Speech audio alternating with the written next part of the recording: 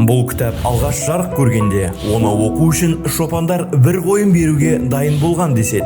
Себебі бұл жай ғана роман емес, қазақ халқының 5 ғасырлық күрделі тарихын суреттейтін монумент. Қазақ хандығының қалыптасу кезеңі, 300-дің бірігуі, ішкі алауыздық пен сыртқы жаудан қорғану, бәрі Ілияс Есенберлиннің Көшпенділер трилогиясында шынайы суреттеледі.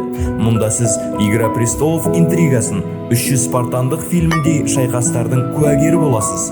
Кітаптағы оқиғалар мен кейіпкерлер тарихи шындыққа негізделген. Автор сол дәуірдегі халықтың психологиясын, тұрмыс салтын, әлеуметтік теңсіздікті терең ашады. Оқырман ақсүйек пен қарасүйек арасындағы әлеуметтік иерархияны түсінеді.